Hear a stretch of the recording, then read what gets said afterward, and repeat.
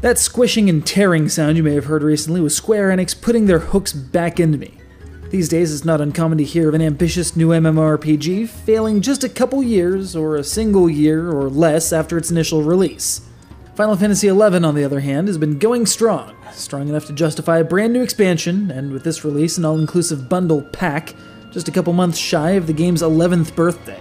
And it's a jarring feeling this game I've been playing for 9 years and change suddenly has brand new zones, new monsters, entirely new gameplay mechanics, a new city, 2 new classes for the first time in 6 years, and of course a new plot-mandated cute girl.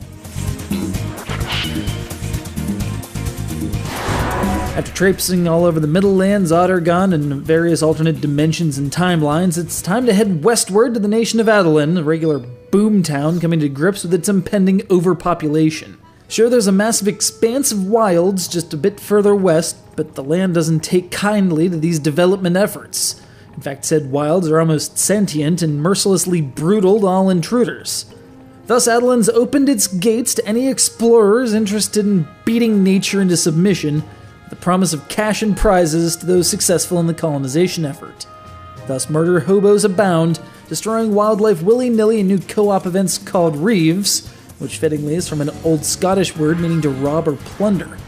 There are 3 kinds: Lair Reeves, which destroy hotspots of monster activity, Colonization Reeves, which destroy constantly regrowing terrain impediments, and Wildskeeper Reeves, which pit all comers, and I do mean all comers, with no upper bound on occupancy, against giant guardians of the land. Fortunately, these adventurers are fortified with a sweet-ass bass guitar line. But enough of that, you want to know about these new jobs, don't you?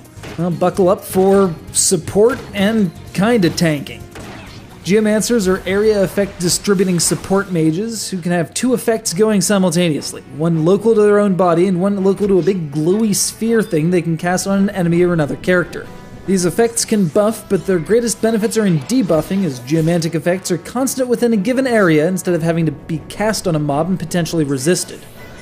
Also, area elemental magic is included in the package, as well as a strange job trait that modifies spells for greater accuracy, effect, or critical chance, depending on which direction you're casting it into. Yes, very weird. While the Geomancer's local spells are purchased like any old scroll, the external versions, utilizing the glowy sphere that's very difficult to pronounce, have to be tracked down in the wild by knowing the purchasable version, being above a certain level, and finding the correct point in Vana'diel. Rune Fencers, on the other hand, feel like red mages on steroids, forgoing their debuffing magic in favor of self-enhancing spells and greatswords. Through the use of runes, they can deal bonus elemental damage with each hit, increase their and their allies' magic resistance to insane levels, or blow all of the runes for a massive magic burstable attack. You know, if people still did those. But for all the slick innovations, like being able to bounce around all the Adoulin zones at will for a mere pittance of crystals, this new content feels like good old Grindfest Final Fantasy XI all over again. You may notice that I didn't have footage from Wildskeeper Reeves earlier in this review. That's because the entry to such battlefields costs an egregious amount of the local currency. Sure, there's plenty of ways to obtain Bailed, but there's twice as many things you'll want to spend it on, from maps to armor to crap to make your armor better. Missions suffer a similarly egregious fate, with your progress completely halted for a week and change while you churn through quests and complete coalition assignments, only to witness a few cutscenes and then bam, back to the wait. Of course, that's when there are missions to do. As with the last several expansions, the content for Seekers of Adoulin is still being developed and pushed out in monthly or so updates. Heck, Geomancers and Rune Fencers don't even have their artifact armor yet, for the 5 minutes or so they'll spend between levels 60 and 99. If you've never played Final Fantasy XI before, really, there's no time like the present. And if you've gone away, perhaps in favor of Final Fantasy XIV, you maniacs, well, your Moogle is still waiting there for you to come home, spinning, as always.